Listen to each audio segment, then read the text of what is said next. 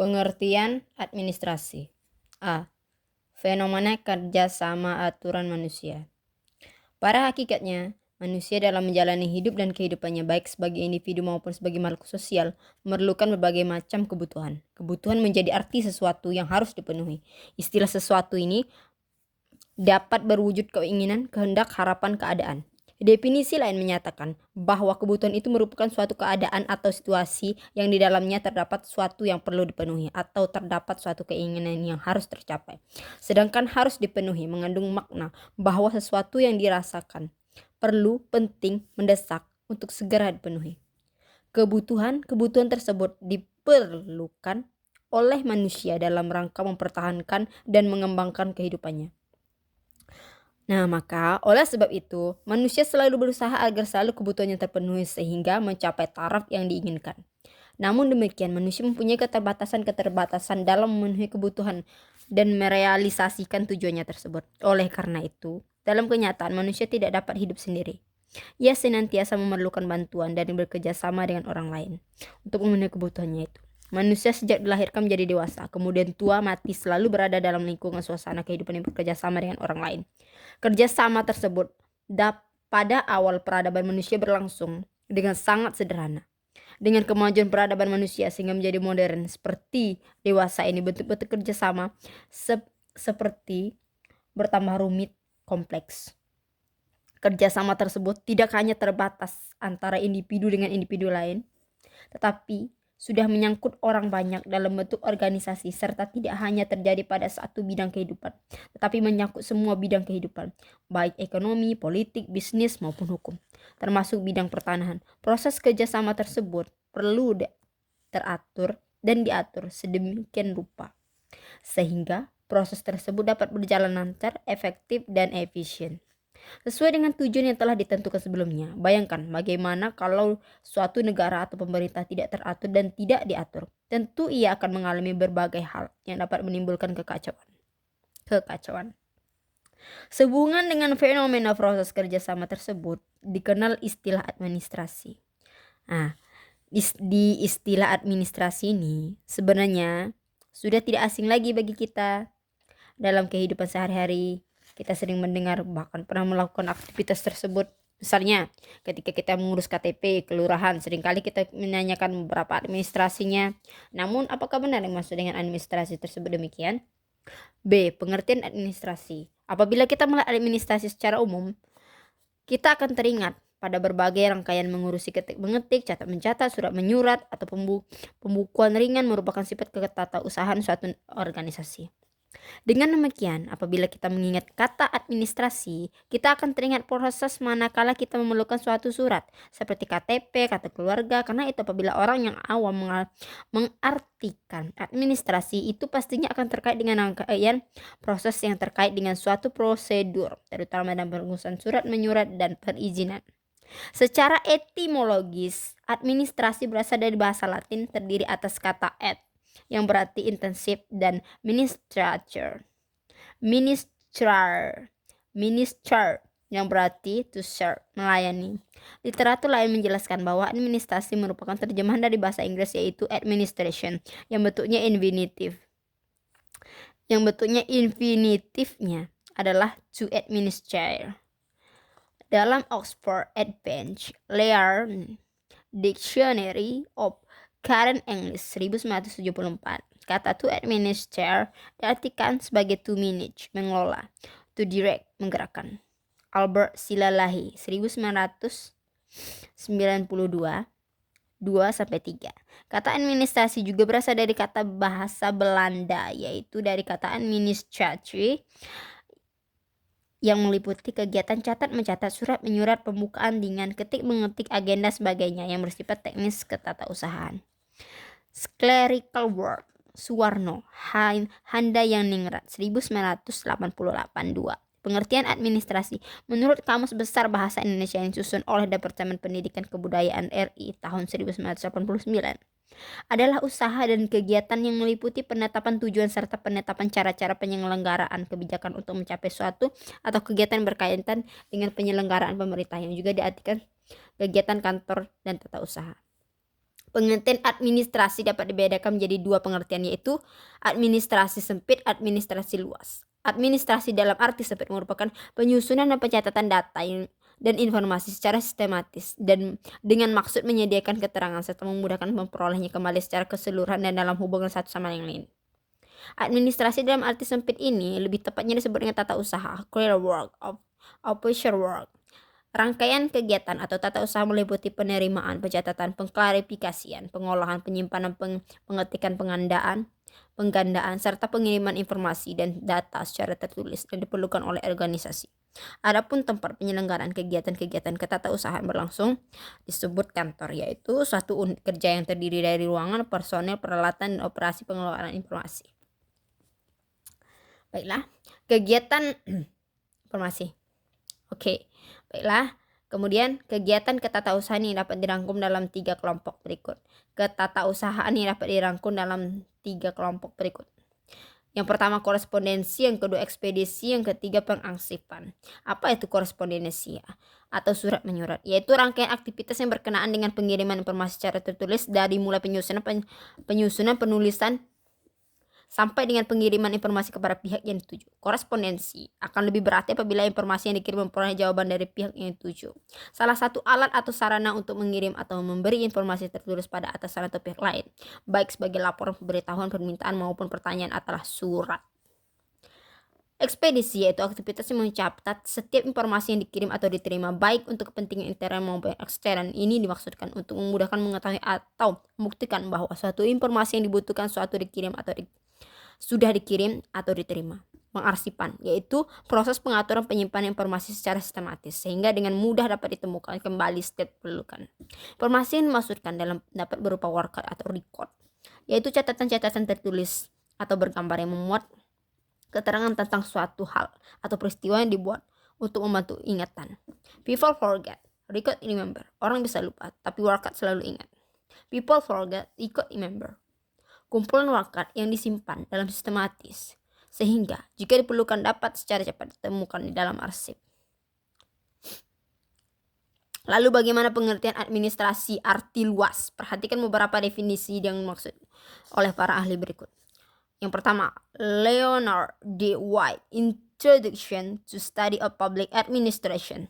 Administrasi adalah suatu proses yang pada umumnya terdapat pada semua usaha kelompok negara atau swasta, sipil, militer, usaha besar atau kecil, dan sebagainya. Number 2, DeLange, 1980. Administrasi adalah segenap rangkaian kegiatan penataan terhadap pekerjaan pokok yang dilakukan oleh sekelompok orang dalam kerja sama mencapai tujuan tertentu. Number 3, William H. Newman, Administrative Action, the Techniques of Organization and Management. Administrasi adalah bimbingan, kepemimpinan, pengawasan usaha-usaha suatu kelompok orang-orang ke arah pencapaian tujuan bersama. Soekarno, 1989. 3.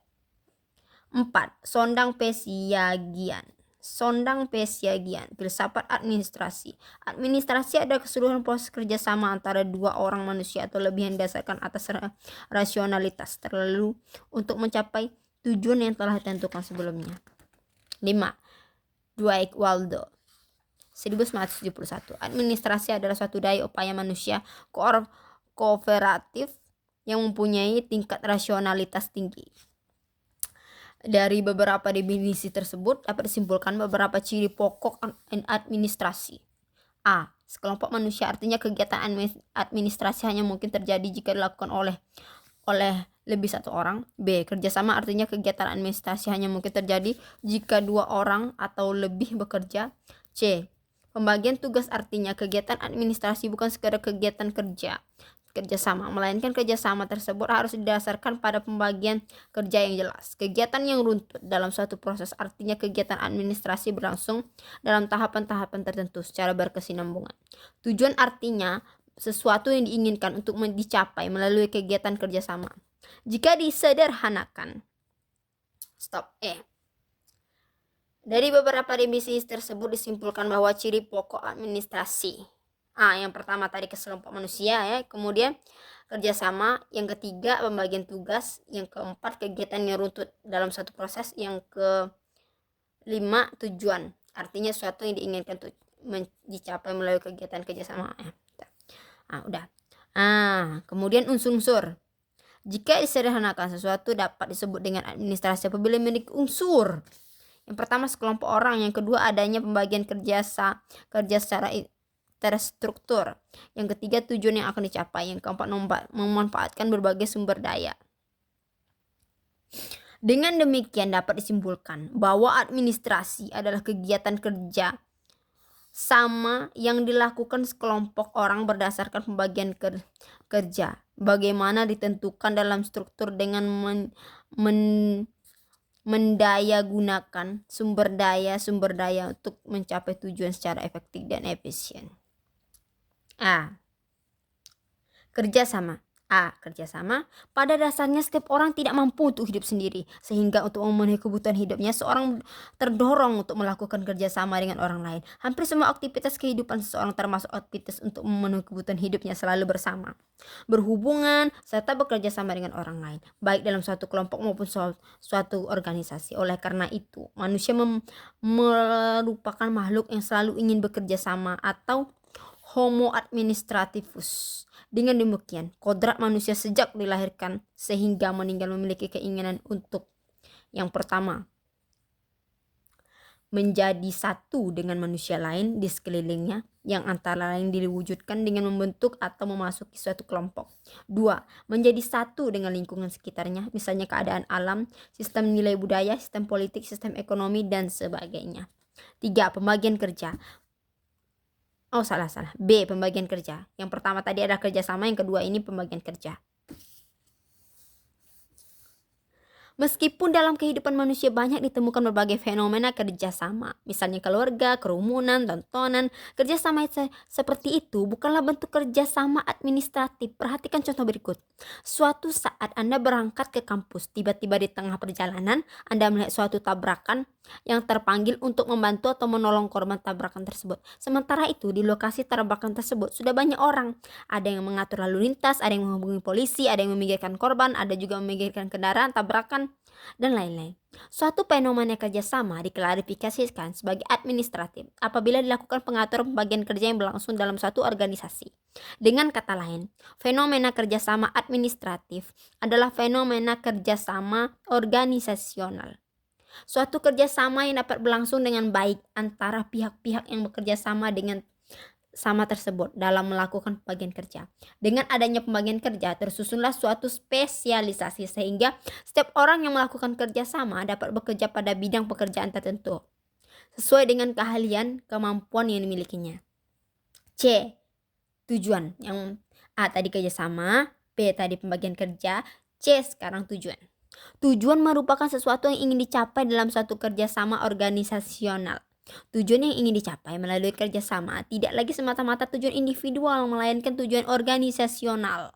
Hakikat administrasi dalam arti luas ditelusuri lebih lanjut dapat diperhatikan pendapat Albert Lefauske 1960 tentang administrasi sebagai berikut. 1. Praktek-praktek dan teknik-teknik tertentu dalam masyarakat yang terbentuk secara teratur diakui sebagai lapangan administratif atau manajemen. 2. Praktek-praktek administratif dan teknik-teknik manajerial ini memungkinkan berbagai organisasi pemerintahan dan perusahaan bisnis, klub sosial, serta serikat pekerja untuk memenuhi tanggung jawab dan melaksanakan programnya. 3. Teknik-teknik administratif ini adalah menjadi bagian penting untuk mencapai hasil akhir sebagai program yang nyata yang harus dilaksanakan. Selain kesimpulan, berdasarkan berbagai definisi tersebut, administrasi dalam arti luas juga ditinjau dari 3 sudut sebagaimana dikemukakan oleh Profesor Prayudi Atmosudirjo sebagai berikut. Dari sudut proses. Pertama, dari sudut proses. Administrasi dari sudut proses ialah segala kegiatan yang dilakukan untuk mencapai tujuan dari mulai proses pemikiran, proses pelaksanaan, proses tercapainya tujuan itu sendiri. Administrasi sebagai proses kegiatan menunjukkan keseluruhan tindakan sekelompok orang yang berlangsung secara rumit, sistematis dalam suatu kesatuan dari tahap awal kegiatan hingga tercapainya suatu tujuan yang diinginkan. Dalam hal ini, rangkaian kegiatan lakukan tidak terputus-putus, melainkan berlangsung secara sekuensial, sehingga hasil kegiatan yang satu menjadi input bagi kegiatan berikutnya adalah hasil akhir dari suatu kegiatan, menjadi umpan balik, feedback. Bagi pelaksanaan kegiatan awal, dengan kata lain, suatu kegiatan merupakan akibat dari kegiatan sebelumnya. Bagi pelaksanaan kegiatan awal, dengan kata lain, suatu kegiatan merupakan akibat dari kegiatan sebelumnya, sekaligus menjadi sebab dari kegiatan berikutnya. Kegiatan pertama, kegiatan kedua, kegiatan ketiga, kegiatan dan seterusnya.